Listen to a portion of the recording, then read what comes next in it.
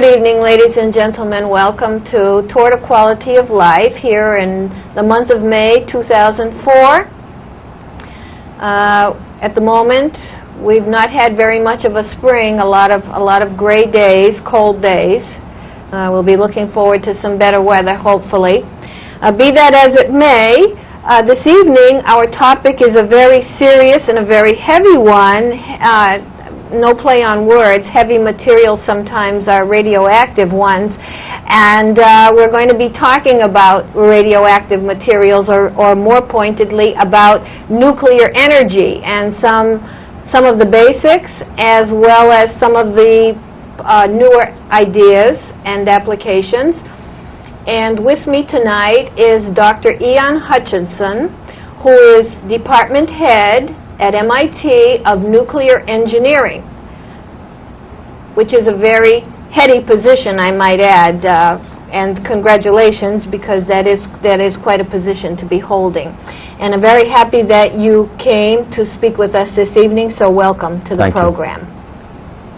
I thought that we'd begin with trying to give listeners some basic idea of what we mean when we're talking about nuclear energy. We hear the term all the time, but I can really guarantee you that most of us, educated though we may be, don't know what that means and what it is. Well, nuclear energy refers in general to using the energy that's associated with the nucleus. The nucleus is the central small part of the center of an atom where all of the mass resides, which is highly charged. It's made up of neutrons and protons, and the electrons then surround that nucleus. And the nucleus of the atom is held together by nuclear forces. The nuclear forces are essentially the strongest forces we know in nature. And because of the strength of those forces, there is terrific amount of energy locked in the nucleus. And it is possible, we discovered in the 1920s and 30s, it is possible to release that energy, or at least some fraction of that energy, by nuclear reactions. Nuclear reactions are reactions in which not just electrons are affected, but the actual nucleus of the atom exchange protons and neutrons and form new types of nuclei. And this is sometimes called atom smashing, or at any rate, it's associated with those types of nuclear reactions. Now, nuclear reactions can release energy. The simplest form of energy one can obtain in a controlled way released from the nucleus is to take heavy elements like uranium. You already referred to heaviness. Why is it called heavy? Uranium is right at the high end of the periodic table. It has 92 protons in it, and almost twice as many neutrons, and so it becomes a very massive nucleus. The lightest nucleus is simply a single proton, and so there are 92 times as many protons in a uranium nucleus as there are in a hydrogen nucleus.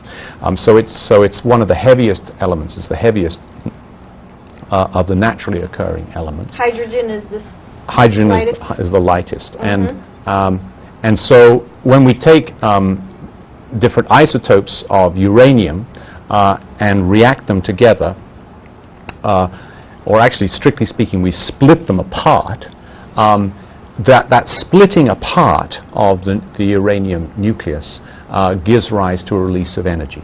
And so what we find is that it's possible to take uranium nuclei, and if they are bombarded by neutrons, which are small, relatively light particles, they spontaneously, after that neutron has interacted with them, they will then split, and there is energy released. This energy is released in the form of charged particles, gamma rays, and various other forms of radiation. And that energy can then be used to make useful electricity, for example. It can be taken to drive a steam turbine. The turbine drives a generator which generates electricity, and that's the form of nuclear energy that we know today, and that's where it comes from. It comes from the breaking up, that is the fission of heavy elements such as uranium. Breaking up, fission.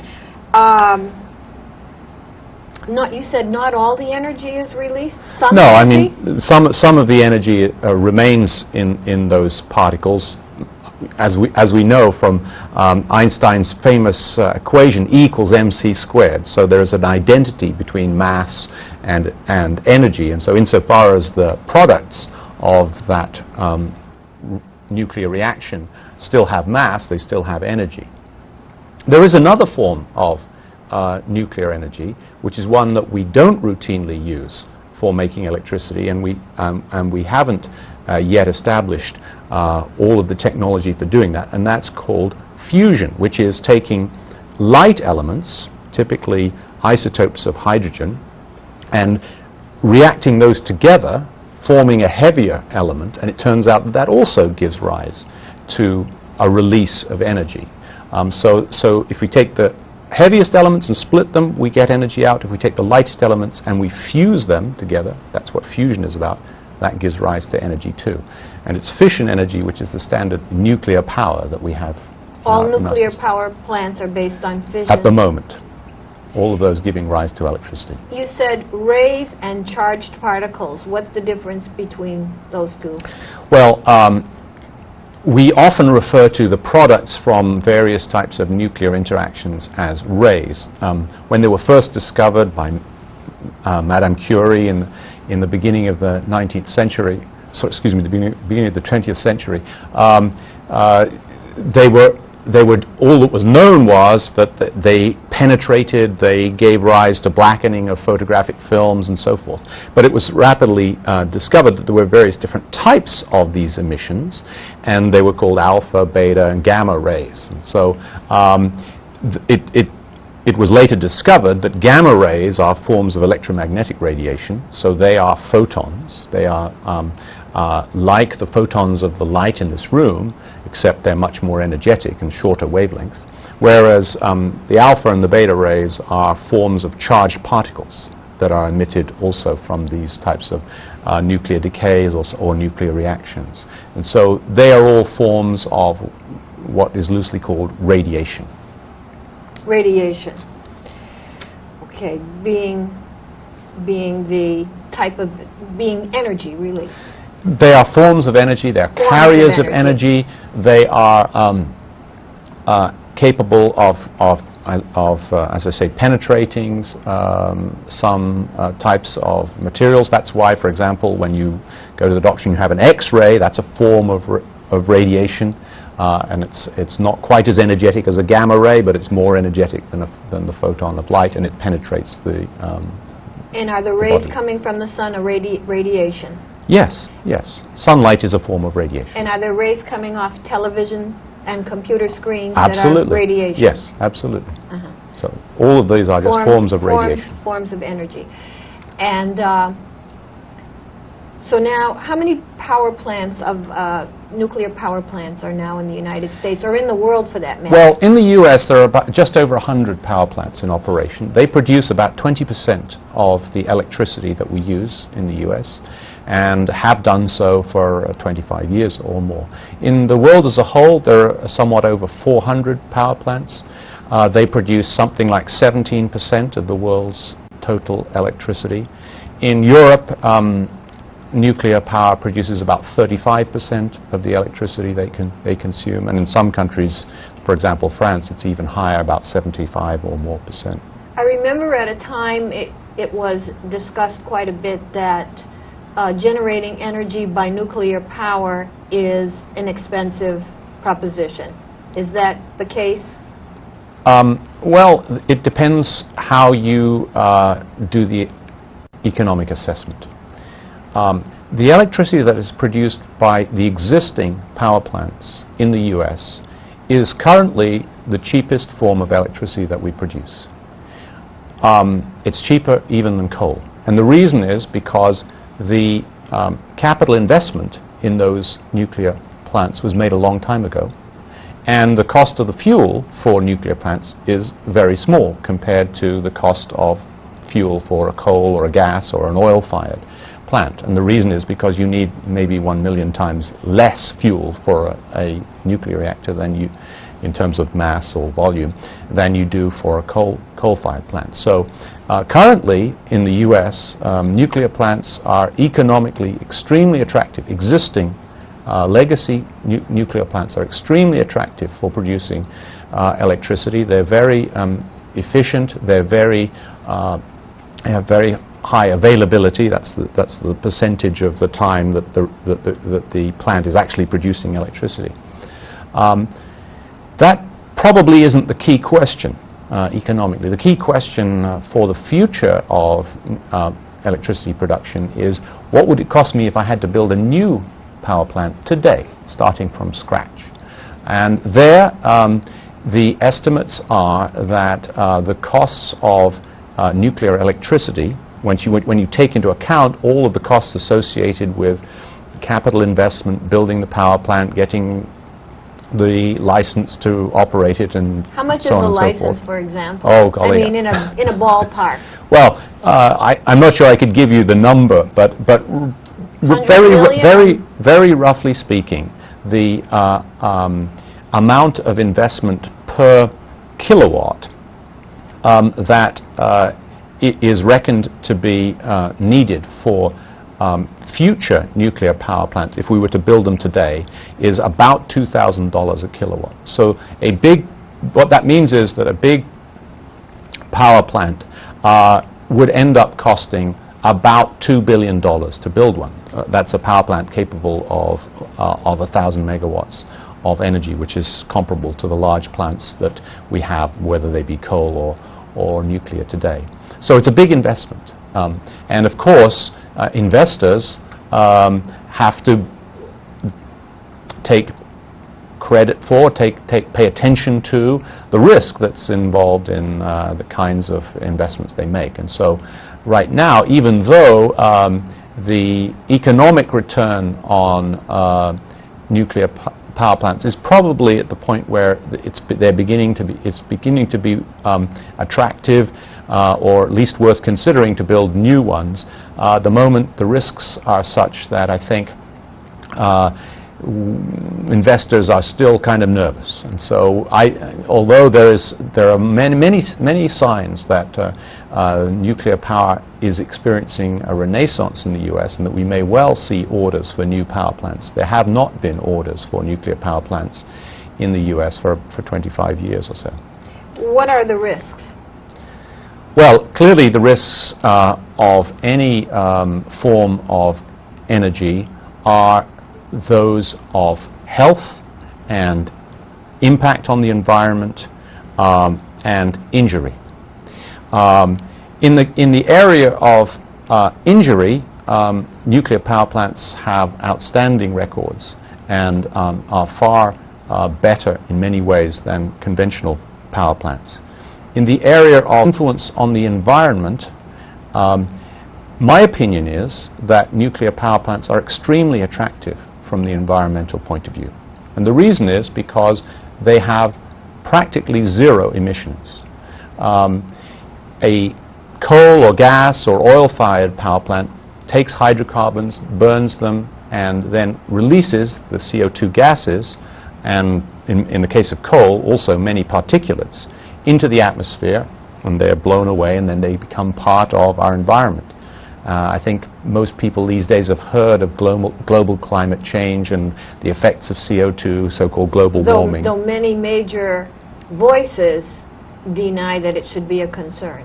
We must put that here. I don't think I would say many major voices. I would say there are dissenters, and there's certainly much research that needs to be done to help establish how much global warming there will be, how much climate change, what the consequences will be, and so on and so forth. There are many important research details to be worked out on that.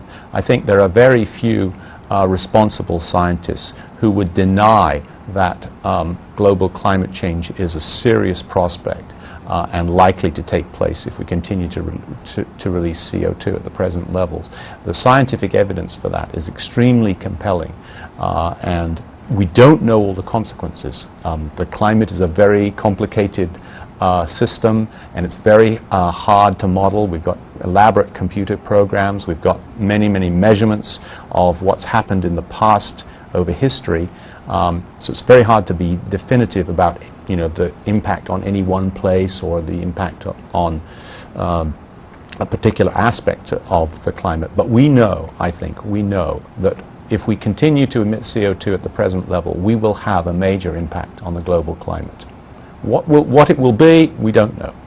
Well, I have to add here that the current administration, just in the past few days, put an explicit statement out that it's not really motivated in that direction to look into kind of I understand. information. I understand. Okay, the point, nevertheless, that I wanted to make about nuclear aspects of power is that nuclear power emits no CO2, none whatsoever.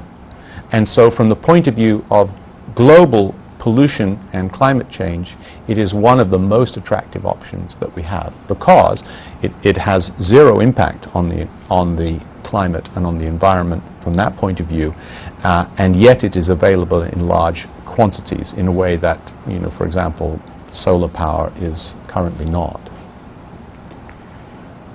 When you talked about particulates and CO2, that's everything is actually physical. But that's actual physical little tiny little things that you can breathe in. They can reside in your lungs.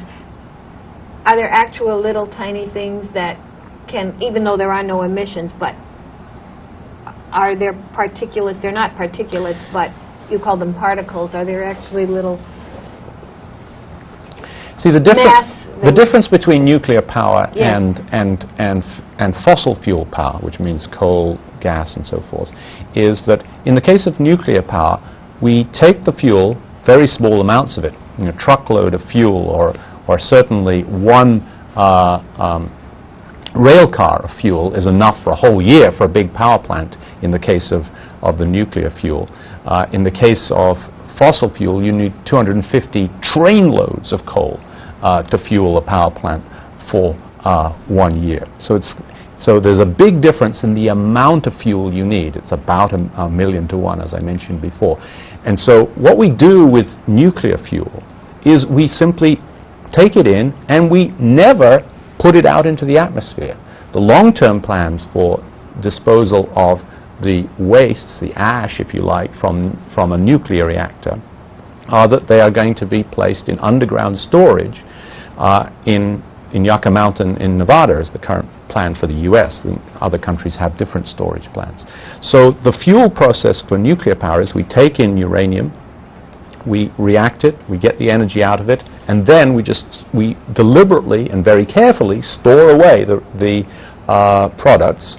And so there is, in a certain sense, no anticipated emission whatsoever. Whereas in the case of coal or fossil fuel, we take in the fossil fuel, we burn it, we send the CO2 up into the atmosphere, we send the particulates with it, and we hope that the wind will blow it away. Well, it's a very different kind of attitude. Except that what goes around comes around. Absolutely. You can't blow anything away, exactly. can you? You can't blow it away these days. No. So when things happen in other countries too, where lots of smoke, or in this country, or big explosions, or I'm trying to think of somewhere, a lot of extra material that normally wouldn't be there goes into the atmosphere. That's right. It comes into all of our atmospheres. It has lots of effects. Much of the pollution that we see in some of the eastern states arises from, electricity and other industrial processes that take place in the Midwest. The acid rain that damages our forests comes very often, hundreds of miles, blown on the wind. So, of course, it doesn't really get blown away. But that's like the advantage. Like the oil fires of Kuwait and Iraq in 91, or was it 91? Sure. That had to have influenced globally. I mean, not directly A to B, here it is. Right. In very, like you say, subtle and complicated ways. Right. So, as a policy, nuclear power is based on a policy of no emissions. That we take the stuff in, we burn it, and then we bury it. Let's talk about the waste. What is it contained in now, and how radioactive is it? How potentially damaging is it? Right. Were it at all to leak or... The waste that we are currently producing from commercial electricity production in the U.S. is currently being stored at almost entirely at the reactors themselves. And the reason for this is because the long-term waste storage facility is not yet ready. It's been planned for a long time. It's been being very carefully designed. There's been in place for about 25 years a law which says that each electricity producer, commercial user of nuclear power pays a certain amount of tax into a trust fund that the US government manages, which is going to pay for the long-term storage of this fuel. So actually it turns out we've already paid for the storage, the long-term storage and disposal of the waste of nuclear reactors. Even though we've paid for it, or even though the industry has paid for it, the government has not yet fulfilled its part of the bargain of the law, which is that they will prepare and put in place the long-term storage. Yucca Mountain, of course, experiences lots of political tussles. Nevadans, or many Nevadans, say we don't want this in our backyard, and that's an understandable reaction. Would you want it in your backyard? If I lived in Massachusetts, no, I wouldn't, because Massachusetts... If you lived in Nevada near Yucca? There isn't anybody living near Yucca Mountain, essentially. Well, in theory. Look, the not in my backyard reaction is the most natural thing in the world. But sooner or later, we have to face up to the fact that if we're going to use electricity, then this is going to require resources. The more remarkable not in my backyard phenomenon that recently occurred in Massachusetts was the proposal to put a wind farm in Nantucket Bay. Which would destroy the aesthetic. And this, which was miles from essentially anyone. But I thought many people could. And many people objected to it strongly. Could see it, though, couldn't they? Of course. Yes. But I mean, the point I'm making simply is that any proposal to use natural resources naturally draws out a not in my backyard response, okay? And that is understandable. But in the end, we have to reach the point of saying, if we're going to act responsibly about our use of natural resources, there has to be some give and take.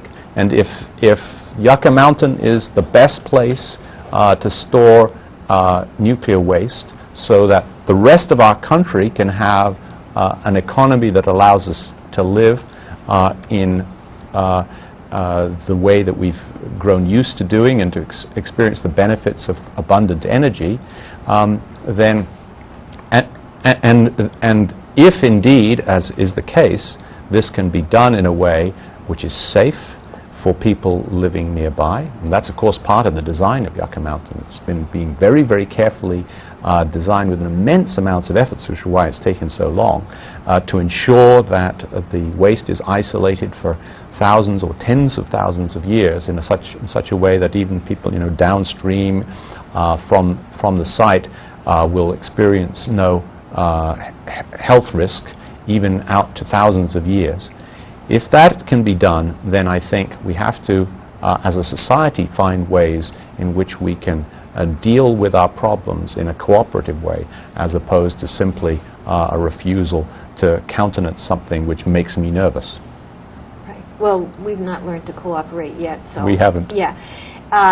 Let me ask you a very queer aside here. Are there mutated animals in numbers in Nevada, in these desert areas where nuclear tests have been performed? You hear stories that you have two-headed lizards and... I am not aware of large number of mutated animals, and I'm not a biologist, so I couldn't give you a definitive answer. I mean, what happens, of course, we know that radiation can give rise to mutation, but it does so typically in ways that are fatal. to the animal species, and so the mutants don't survive. Of course, in B movies from the 1950s and 60s, B sci-fi movies from the 1950s and 60s, we're used to the picture of gigantic insects somehow mutated as a result of radiation. That simply doesn't happen. It's a great story. But we do know that moderate level mutations can take place, and that's one of the reasons why, of course, we treat radiation with the greatest seriousness and are very, very careful in general to protect the public from excess exposure to I believe I read mutation. that insects are less vulnerable to radiation. In fact, they are. Insects are very resistant to radiation. That's the DNA construction? It's to do with their sensitivity to the damage that can happen to the individual They're so molecule. programmed. They're basically. They have so many checks and balances, shall we say, on how the program. I think it's mostly that they're simpler. Simpler. They're simpler Well, organized. not when they invade But your house again, and tell everybody yeah. else to come along and. Well, you'd have to get a biologist to give you the answer, the definitive answer on that. Okay, now, what materials or kinds of tanks or bins are being used to store the materials at the plant? Right. So at the moment, the stored nuclear fuel is still in its original form in most cases. It's still in the form of fuel rods, and therefore it's completely intact. It's encased in high integrity metal canisters, and it's put into cooling ponds, or in some cases it's cooled just by the flow of air past it, and it's kept under security, of course, which is important. super hot. No, it's typically not all that terribly hot. No. If it's in water, it's not hot. It's no hotter, certainly, than the boiling point of water, and typically much lower than that. What happens is that the fuel is no longer reacting, per se. It's no longer part of the reactor in which this process of fission is taking place. But what remains in the fuel is a certain level of radioactivity. And radioactivity, which is what remains when certain types of nuclear species are present, is that occasionally, if you were to focus on a given nucleus, once in a blue moon a nucleus breaks up and gives rise to a gamma ray or a beta ray, and that is radioactivity. And this gives rise both to radiation and also to a certain amount of heat. Typically, the heat is not a large amount, but if you if you were to put the fuel all together, it would be enough to be a problem. But that's why we have cooling ponds or cooling mechanisms. How thick are the materials, just so we can get a picture of containment, like the steel around? Well, the fuel rods are about this big. Yeah. They can be quite long, but they're about this big. And they're typically arranged in a way that they're not all next to one another, so that the cooling material can approach them round them. But I mean, the point is, as I said before, there isn't a lot of this. In the end, you've got, as I said, something like a truckload or a rail car load per year of this stuff. So maybe if you've had a power plant for a long time, you've got 20 loads of this stuff. So you can just sort of imagine how much space that takes up. Not very much, for a big power plant. I believe I read recently that Yankee plant, which is that in Vermont or there are several Yankee New plants. Hampshire, Vermont.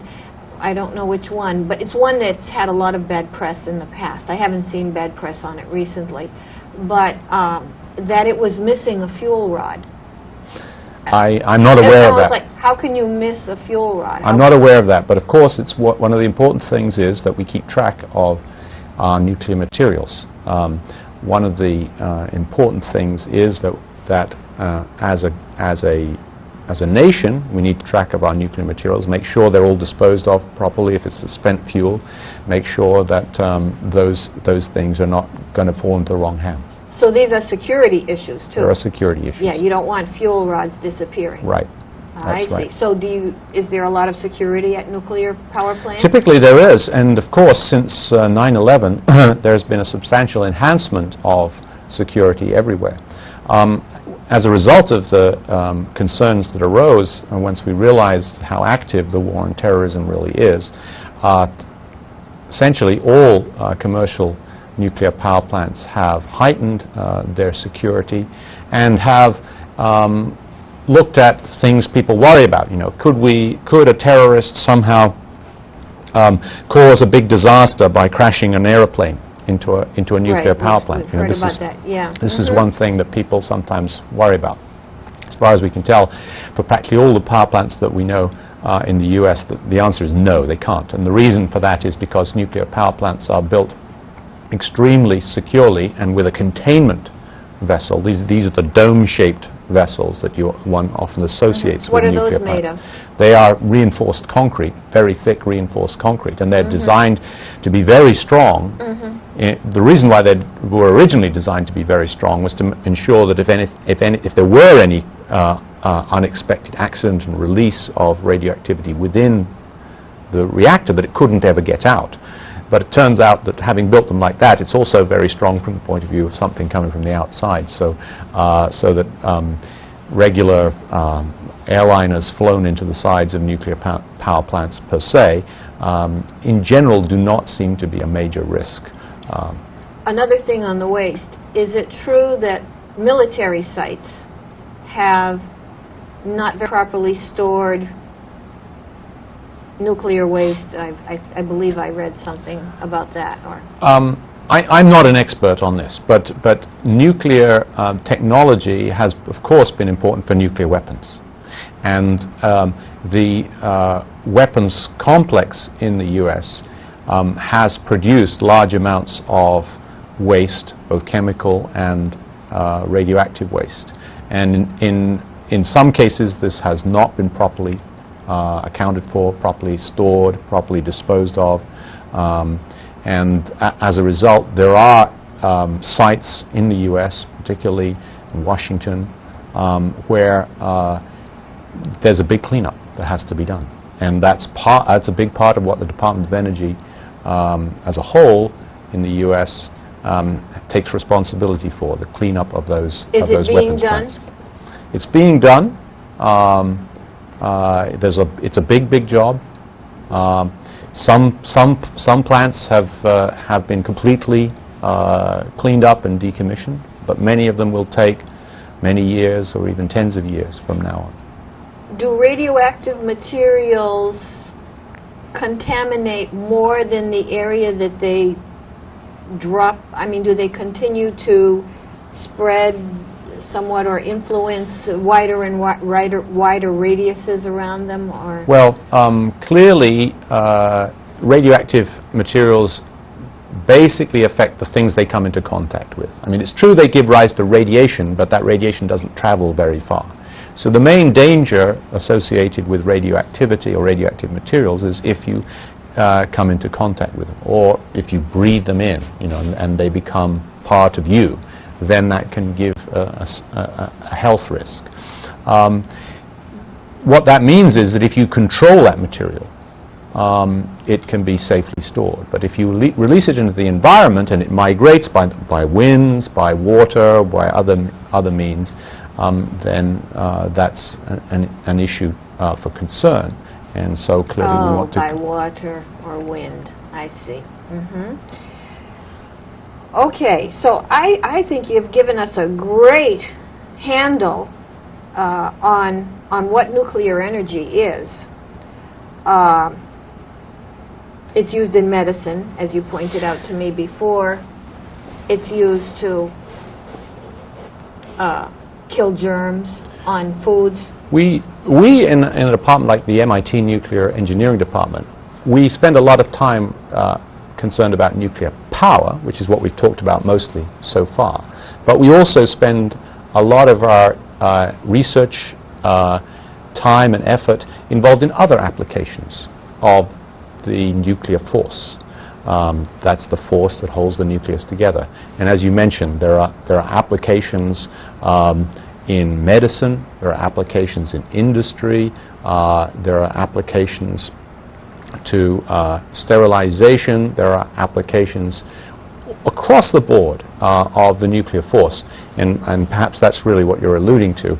These are per se not nuclear energy applications, but they are applications of nuclear engineering, nuclear science and engineering. Now, I could really be wrong here, but I think somewhere in the past I've heard something that radiation can actually be a health benefit in small amounts. Like some pools or areas of the earth you could go to. That is true.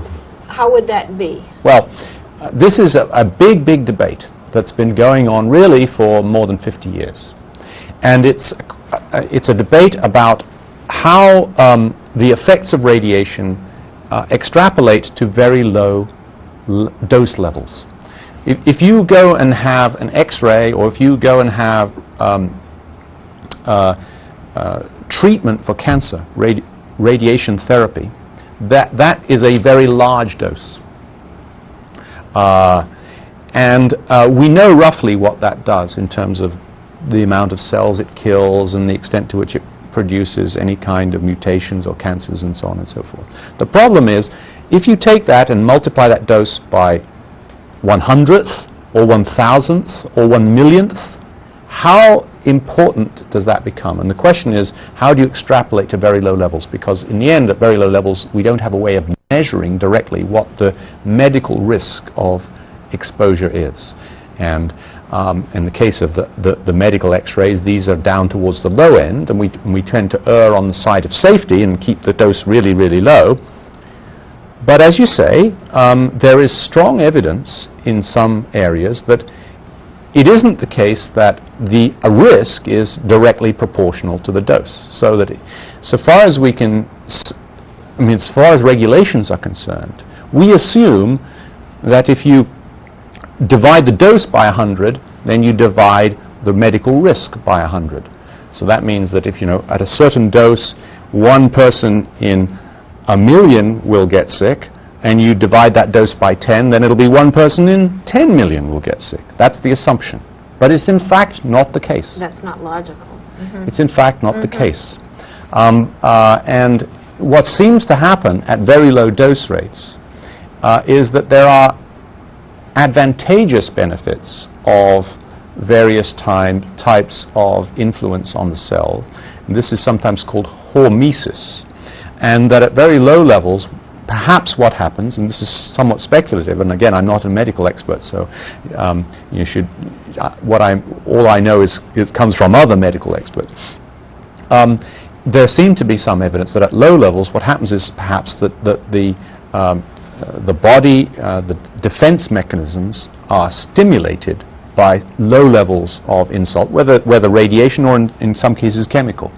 And that this helps actually the body to sort of get ready to fight other problems that it might have, whether it be cancers or whether it be arthritis or these other kinds of things. And so there are, as you say, there are spas in Germany and Austria where people deliberately go and have a radon treatment. Radon is a radioactive gas which we heard about in the U.S.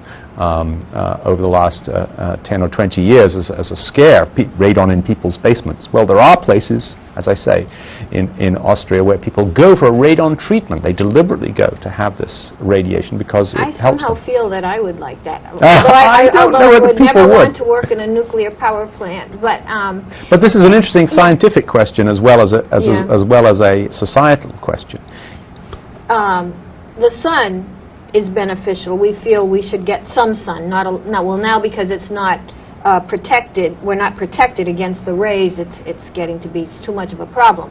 But in a normal course, you do need sun. Now they say it's the vitamin D, but is that some of the radiation that we, Well, I'm not aware of the level at which the sun is beneficial versus dangerous. I know that. My wife comes from Australia, and the loss of the ozone layer over Antarctica has had very, very serious repercussions in Australia for skin cancers and so forth. So blindness and losing the shielding effects of our atmosphere would be very, very serious, and as a result, we would suffer very seriously from it, which of course, brings me to the point that global climate change is a very, very serious concern, and it's one which we in the energy area think we have some important contributions to make. Right, which brings me to something that your excited and enthused about, your field of study, which is working with hydrogen. Right. And maybe you could explain that to us. Okay, well, let me draw two distinctions first. My own personal research is on the form of fusion energy, which I mentioned earlier, which means taking light elements and fusing them together and getting nuclear energy out. In order to do that, we require that fuel, typically heavy hydrogen, to be heated to extremely high temperatures. And typically the temperatures we need are of order 100 million degrees centigrade. That may sound scary to pretty much anybody It sounds listening. like hell. Okay. No, hell sounds better.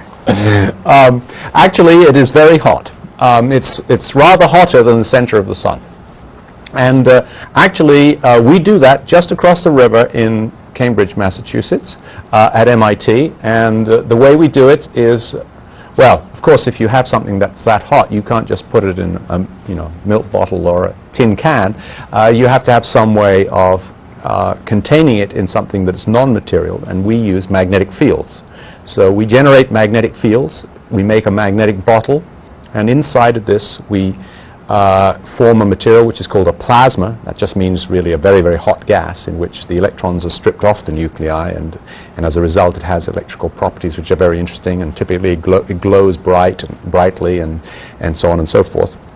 And so we confine this plasma using magnetic fields, and we heat it up to very high temperatures, and then we study the processes by which those nuclear fusion reactions will take place. And actually the challenge of fusion energy is to demonstrate that we can in fact make the magnetic bottle sufficiently intact, sufficiently free of leaks, that we can make the reactions take place before the energy is lost by conduction to the walls. In fact, we only put just a whiff of gas into our magnetic bottle. We have a magnetic bottle at MIT that's about this big. It's a donut-shaped affair, and we are studying the basic science of plasma confinement using magnetic fields there. There is proposed and indeed endorsed by 6 governments an international project to build a much larger version of this magnetic bottle called the ITER device, and this would be an international project. And the design we've put together, we believe, will demonstrate the scientific feasibility of fusion energy. In other words, it will actually make a plasma that will keep itself hot, heat itself by its own fusion reactions, and thereby demonstrate at least the scientific feasibility of fusion energy. But right now, we don't have all that technology lined up, and it's a challenge that many people have been working on for a long time. You said it's ITER? ITER. It stands for the International Thermonuclear Experimental Reactor, and it's an experiment to demonstrate a burning plasma, fusing plasma on Earth. If you like, it's star power. It's bringing the energy source of the sun and stars down to the human scale. What is the big excitement about being able to do something like that? Well, fusion has a number of potential advantages relative to the fission power that we know how to do. It's, in the first place, the fuel for it is very abundant. In the second place, it produces no radioactive products from the fusion reaction. The product of a fusion reaction is a helium nucleus and a neutron. Helium nucleus is completely inert, and so it's benign. The abundance of that fuel is such that we could certainly run the world's energy economy for many thousands of years on fusion energy if we were able to do it. If there were a lot of helium around, that would be no problem for people? No. It's helium is completely benign, and in fact, if you release helium the gas that makes people laugh? No, that's not no. If you breathe, the one they put in. Oh, I see. I remember. If you breathe helium, your voice becomes very high pitched. That's right. I remember. Okay. That's right, and that's why people laugh. I remember now. They put it in balloons to make them, because it's so light. It's what you put in balloons to make them. So helium gas. When you see people walking around with floating balloons, that's helium is the gas that's in those balloons. I see. Okay. Yeah, and nitrogen is the gas. Nitrous oxide is the gas that makes you laugh. Yes. So fusion has a number of potential potential advantages, in addition to which it will have a much lower radioactive burden on any ultimate disposal. But it's much harder to do. Will it be as much to dispose of? The idea is that the volume won't be less, but the level of radioactivity will be far less.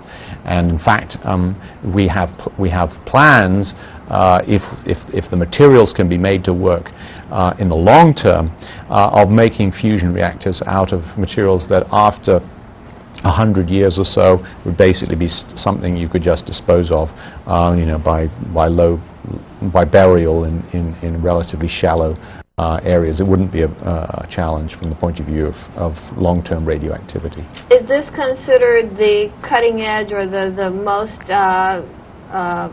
interesting idea to researchers? Well, it's certainly an interesting idea. There are other competing ones. There are many things that are just as which my colleagues who devote their energies to fission power. There are many things they're researching, advances of reactors that will be safer, will give us improved economics, that will be able to produce hydrogen. Now here's the second comment about hydrogen that I wanted to make, and that is hydrogen has been in the news the last couple of years as a potential fuel source. Right now, when we want to drive, we fill up with gasoline. The idea, and that's a problem, because when we burn gasoline, it's a hydrocarbon. It releases carbon dioxide, and that goes to make up the greenhouse gases that are ultimately a worry from the point of view of global climate change. So there's the suggestion that, well, maybe what we could do is we could replace all the gasoline that we burn in our vehicles with hydrogen. Hydrogen, when you burn it, you produce H2O. It's water. So it's a much benigner form of product from the chemical reactions of hydrogen with oxygen. The hydrogen, therefore, seems on the face of it attractive if we could provide it for transportation, for example, as an energy source. There are a number of issues associated with how you distribute it and so on and so forth. The issue, though, with hydrogen is not something you can mine. It doesn't just appear, or you can't dig it out of the ground, or you don't drill down and find an oil well or a hydrogen well. It isn't naturally abundant in free form. So what you have to do to make a hydrogen economy for energy is you have to make the hydrogen yourself. So I think one of the very important things to realize is that hydrogen is not itself an energy source, it's an energy vehicle. It's a form in which we can transport energy, it's a form in which we can store energy, but it itself is not a source of energy. It has to be made from some other source of energy. And so the question really becomes, how are we going to make hydrogen? And one way to make hydrogen is to use nuclear power to do it. We could also use fossil power to make hydrogen, but if we did so, we wouldn't solve anything with respect to global warming and CO2 emissions. Now, when you say you'd make hydrogen using nuclear power, which kind of nuclear power? Well, in the short term, we would make it using fission, because that's what we know how to do. But in the longer term, fusion could also, in principle, make hydrogen. But right now, one of the challenges for fission energy, and one of the things which in this country we're very interested in, is can we make hydrogen directly from a nuclear reactor? And instead of just making electricity and then making the hydrogen from the electricity, can we directly make hydrogen? And this introduces a number of interesting technological challenges, and I mean, I think it's clear that we can do it, and the question is how best to do it and whether it will be economic when we do it. But if our main concern as a society is to tackle the long-term global challenges of global climate change associated with the emissions of CO2 and other greenhouse gases, fusion energy in the long term, but in the shorter term, fission energy and nuclear power in general are potentially one of the very, very few ways that we could make hydrogen in order to make a much more benign energy economy for the world. But still one with radioactive byproducts that must Sure, be stored. sure, absolutely. Nevertheless, in what proportion, Absolutely. percentage-wise, compared to what it is now? Well, what we do, as I mentioned earlier, what we do with nuclear waste is we put it back in the ground. What we do with fossil waste, CO2, is we pump it up into the atmosphere. And that's the difference. Now, what we would have to do if we employed increasing amounts of nuclear power for electricity or hydrogen production in the world is we would have to ensure that we have the adequate storage capacity. And so, one of the challenges that nuclear technology will eventually have to tackle is, are there ways we can make less nuclear waste? But right now, the problems, the technological problems of storing nuclear waste are relatively well solved. We essentially know how to do it. It doesn't require a lot of area. The Yucca Mountain repository is just a few square miles to store all of the wastes from the past 50 years of nuclear power in the US and for time to come. So it can be all put into a relatively small area because the amount of waste, the total volume of waste, is relatively small. It has to be handled very carefully because it's radioactive, but the total amount of waste is relatively small. Where does conservation fit into all of this? Conservation is extremely important, but we don't talk enough about it.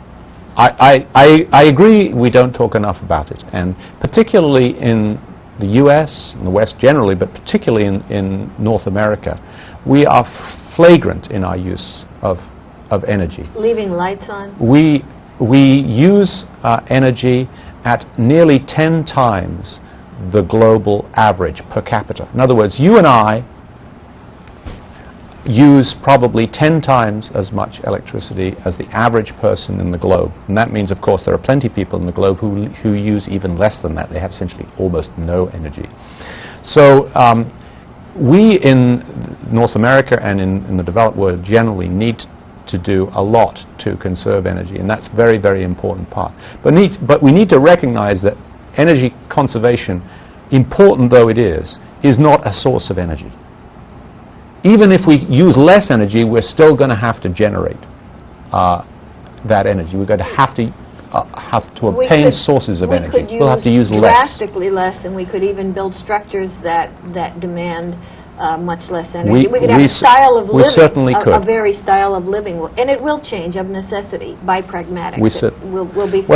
We'll be forced to live differently. Unfortunately, it's not obvious to me that we will be forced early enough to change our style of living. The reason won't be early enough. And the reason is this, that fossil fuels are currently of sufficient known abundance that we have approximately 40 years worth of fossil fuels. In other words, if we were to continue consuming at the present rate, it's not much, then the oil that we know about, the natural gas that we know about, would last for about 40 years. In the case of coal, it's longer. It's perhaps 200 years.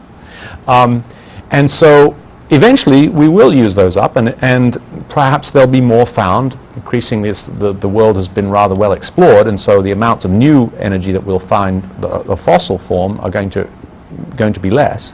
But nevertheless, you can see there's a sort of 50 or 100-year time scale.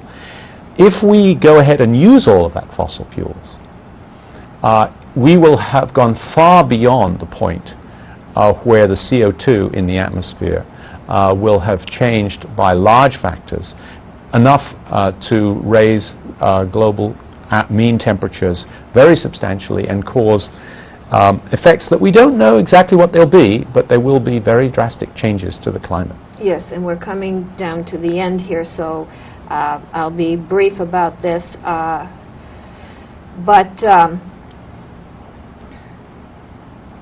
Yes, well, we won't say more about conservation right now. Instead, because we are at this point, one thing I would like to say about conservation is we need people who can lead the way and make it an agenda for our nation and for the world, and we also need something where it will be leaders that can provide the impetus that it would be collaborative, so that isolated sectors will not be taking hits in comparison to others, so that we can do this together, because there's no other way out of this. Energy is one of the largest challenges that humankind faces. In the West, we have an energy intensity which leads us to this consumptive power, but in the developing world, they need energy in order to develop their standard of living, to have enough food to eat, to live lives of humanity and dignity. And we in the West have to be a part of a global community in the way we address the issues of energy. We're going to need a mix of energy. We're going to need conservation. We're going to need some level of fossil fuels. We're going to need alternative renewable forms, solar and hydro. But those cannot be sufficient, in my opinion. Nuclear has a very important role to play. It, in my opinion, will have an increasing role to play as the reality of global climate change begins to be realized. And I think it's extremely important that we work for the future to make that a technology that we can live with, and to introduce the controls, the safety and so forth, and make those a part of what we have as a society. And we in the West should be doing these high technology things first. We shouldn't be expecting the third world to be the people who do the conservation, who produce the new energy forms. We should be doing it. And we should also be looking at the way we're guzzling up uselessly. Never mind comfort that we have, but the ways we're squandering, even with the comfort that we have. Don't get me started on SUVs. Okay. We're really out of time now, but I've got to ask you this. Where does God fit into all of these things about the universe and radiation, if that's a question that you can answer? If you can. Well, I think that religious faith is an extremely important part of the mix of the way that society goes about deciding its way forward. And that people of faith have a role to play in respect to energy and in respect to sustainability. I am a Christian. I believe God has given us a mission, not only to rule, if you like, the creation, but also to care for this globe that we've been placed on. And I think we need to take both of those missions extremely seriously. And I think when it comes to addressing these challenges which we face as a globe, religious faith has an extremely important motivating role, ethical role, moral role in helping us to address those challenges. Well, we'll let that stand, and I want to thank you very much. I'm sure those of you out there listening have enjoyed this and gotten such wonderful amounts of understanding and information from Professor Ian Hutchinson, the department head of nuclear engineering at MIT. You have done a fabulous job tonight, in my opinion, in telling us a lot of things that we would like to know and need to know. Well, thank you very much for having me. Thank you. Good evening to you, ladies and gentlemen.